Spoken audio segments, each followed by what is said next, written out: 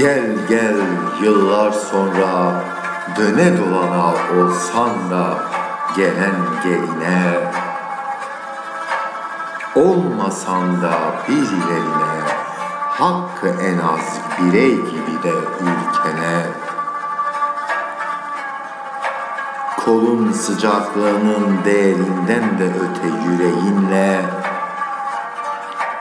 zaten gel bir aynı yaşam solunan hayat gele geline. Hakkı yılların getirdiği yapıcı niyetinle, bir mesaj gibi bir mantığı eğilimi kede yarenden de öte.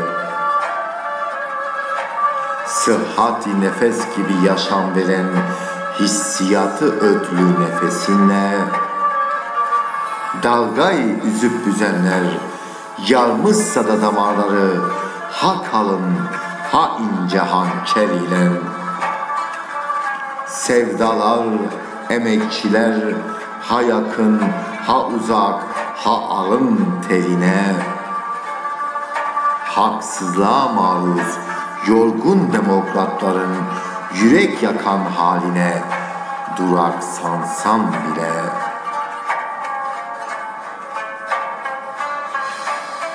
Varlık duyguları temassız diye bülbülü küstüren mahiyetlerde, olsa bile sözüm ona üretim, psikolojik, güvenlik, hak kazancı kendi kandıran yarımpare.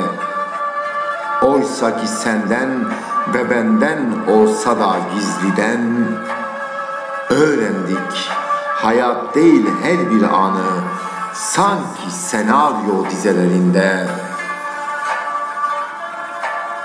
Aynı eğitimimiz gelinden, yani hakkı haksal mantığı bizlerin birilerinden.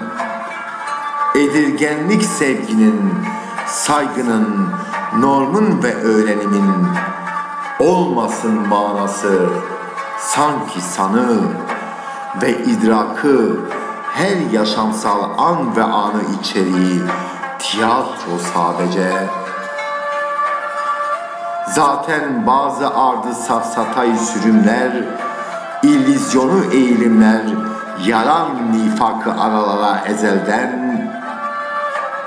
İnsan ve emek değildi sadece ve olamaz ne de illahi tensel temas, sanki mideye inen bir fıstık ezmesi niyetinde.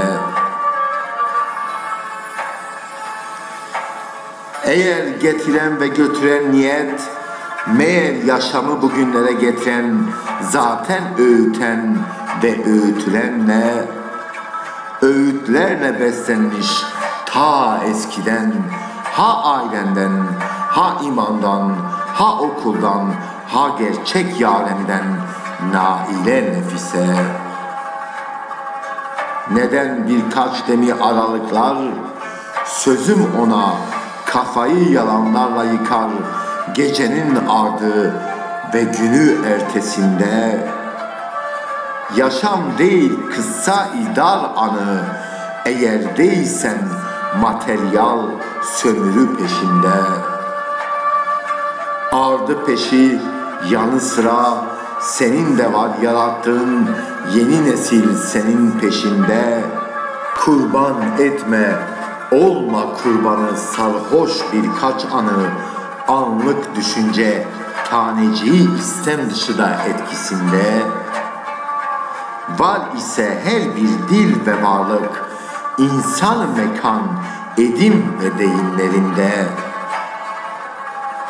Unutma, etme bulma dünyası, sev vicdanı nefesini, gece uyurken ertesine uyanış ve huzur ve ar mahiyetinde.